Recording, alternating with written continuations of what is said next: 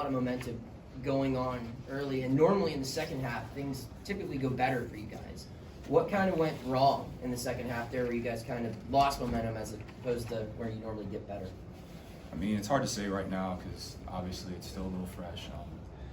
That's a problem for tomorrow is we sit back, look at the film, try and figure out where it kind of derailed a little bit, but the upside is the sun comes up tomorrow. We're still going to come back. We're still going to play Pitt football through and through for the rest of the year. There's still a lot of football to be played yet. How do you kind of flush this quickly, knowing that a top 5 team is coming into your yard next week?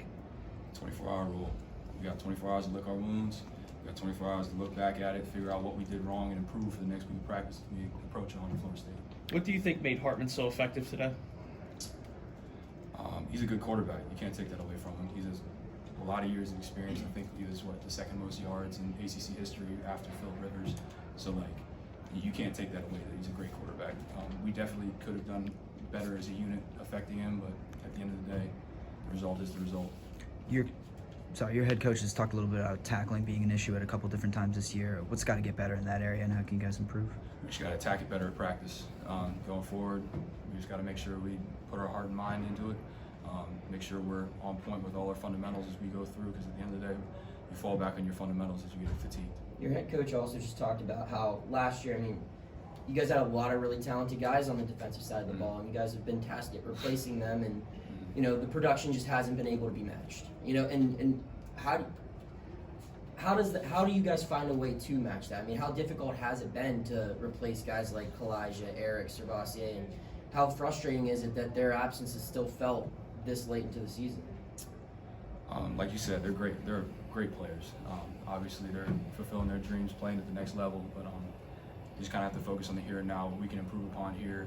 Just like I said, the diligence of practice. We need to make sure we continue to be diligent at practice, attack every day like it's our last day playing football. Really focus on, like I said, the fundamentals. I think that's what we need to continue to improve upon, like we do every day. When you have a lot of young players playing on your defense, thinking of guys like Jordan and Braylon, how do you as a veteran, and maybe the rest of the veterans in the room, kind of get to them and show them, hey, this is the way it's done, this is the way, and stepping up as leaders in that way, and having them learn by example on the field? Like I said, I think they're a great group of young guys. They've helped us a lot along the way, especially with just the depth portion of it. They've gotten in, made some serious plays for us. Really, it's all about, for us so far, it's a lead by example. Really explain it. Like there's not a lot of stuff that needs to go into it. They're always paying attention. They're always focused. They're always on attention to detail. Is perfect. Is great consistently, and they always attack the day like it's their last. So. Anything else for Brandon?